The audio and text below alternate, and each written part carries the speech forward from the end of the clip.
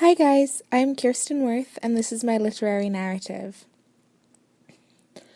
My introduction to reading was the same as most children, bedtime stories read to me by my parents.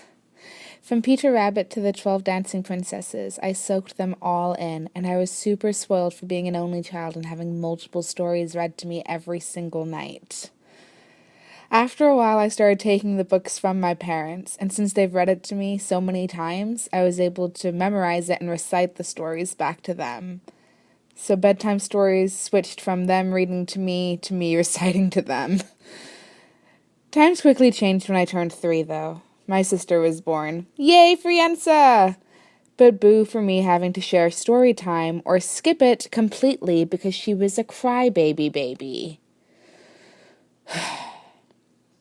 I started reading on my own by the time I was around 5. And the first book I picked up to read was Daisy Head Maisie by Dr. Seuss.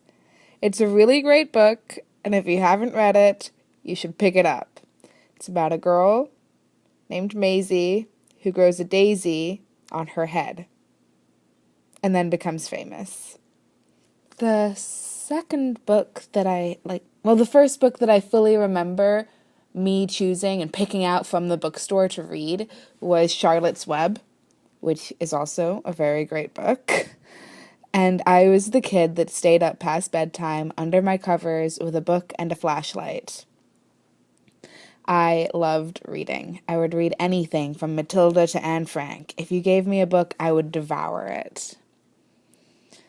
I began writing and illustrating my own short stories.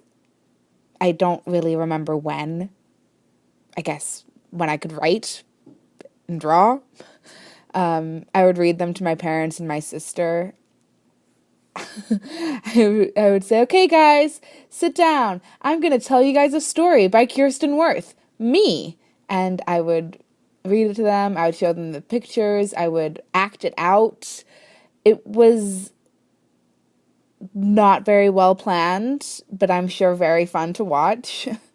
Most of the books that I would write when I was a kid were about fairies, mermaids, goblins, time travel. I wrote a lot about forest animals, giraffes, birds, critters, everything. I was really inspired by the books that I'd already read and also by Disney Channel and Disney movies, which is why I guess all of my characters were animals and could talk. Oh, fun fact, my sister's gonna hate me for telling anybody this, but besides reenacting stories that I wrote to my parents and my sister, my sister also had trouble going to the bathroom, so I would go with her and I would sit in the bathtub while she was on the toilet, and I would make up and act out stories to keep her company. Sorry for calling you out, Yensa. Today you can still find me staying up till morning finishing a book, and I apologize to all of my sleepover buddies who decided to have a slumber party when I start a book, because I'm not great company and I will stay up all night until the morning reading a book. I no longer use a flashlight because I'm an adult and I can stay up as long as I want reading whatever I want. But I should probably put it down at some point so the glow of my iPod doesn't bother my guests. iPad, not iPod.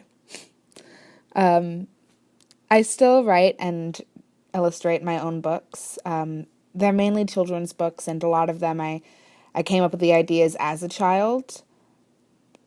So that's fun. As an adult, I'm visiting them again and fixing them up and hopefully getting them published.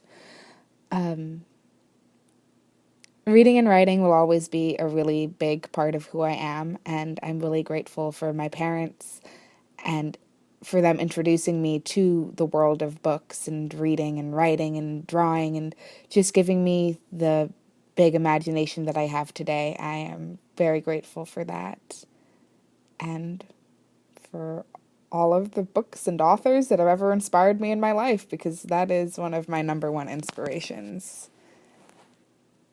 And And that is my literary narrative. Thank you so much for listening.